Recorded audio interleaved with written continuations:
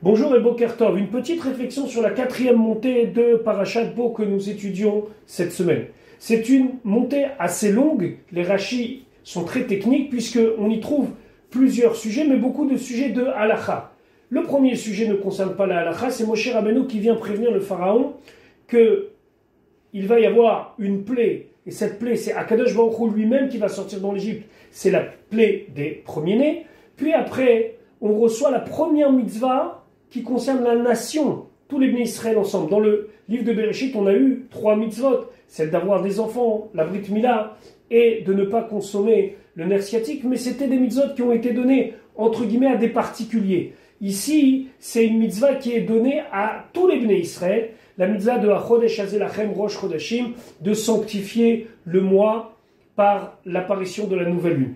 On a aussi toutes les mitzvot qui concernent le Korban Pessah, le sacrifice pascal à l'époque de la sortie d'Égypte, en 2448, et les mitzvot qui concernent aussi le Pessah, les Dorot, le Pessah pour toutes les générations. Le Sefer HaChinuch est très riche à partir de cette semaine parce qu'il y a énormément de mitzvot assez et lota assez positifs et négatifs. Petite réflexion du Rabbi sur une mitzvah parmi tant d'autres. Lorsqu'on devait consommer le Korban Pessah en 2448 lors de la sortie d'Égypte, Akadosh Baruch Hu a dit Vekacha tochelu oto, comme ça vous devez le consommer. Motnechem chagurim, vous devez avoir les flancs avec votre ceinture. Naalechem beraglechem, vos chaussures aux pieds. Umaklechem beyetchem, et vos bâtons dans la main. Donc ici, on s'aperçoit que dans le Korban Pessah, même la posture que l'on a, elle est importante. La ceinture, le bâton et les chaussures. Dans l'ordre, la ceinture, les chaussures et le bâton.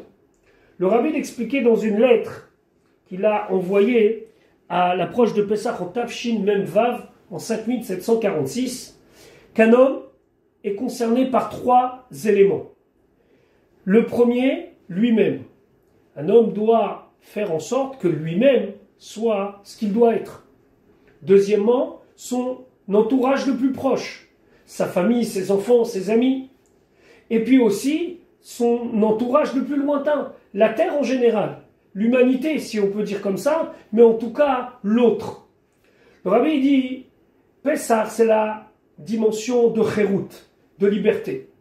Et les Bnei Chorim, ceux qui sont libres, c'est ceux qui peuvent librement étudier la Torah en se débarrassant du pharaon. Le pharaon, c'est le Yetzer Hara, c'est le mal.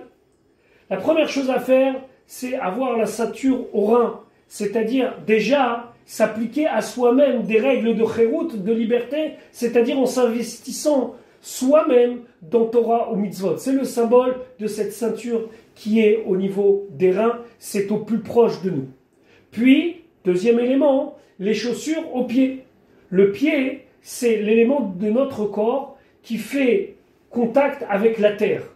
La terre qui est sous nos pieds. Ça représente ici notre entourage le plus proche. Il faut être capable que cette liberté que nous avons mis à au niveau de nos reins, au niveau de Motnechem, ce qui représente ici tout le corps, aille jusqu'à nos pieds pour avoir un contact avec ce qui est le plus proche de nous, la terre que l'on foule. Ça représente le deuxième cercle, celui de notre famille, de nos amis les plus proches. Et puis après, le bâton certes est aussi lié avec le corps, puisque je le tiens dans la main, mais il est beaucoup plus loin, c'est un élément beaucoup plus lointain que la ceinture ou que les chaussures. Ça représente l'autre en général, où il faut essayer à tout prix que la liberté qui m'a pénétré et qui a pénétré mon cercle le plus proche aille jusqu'à celui qui est le plus lointain, celui que je ne peux atteindre qu'en étant dans la main, qui est symbolisé ici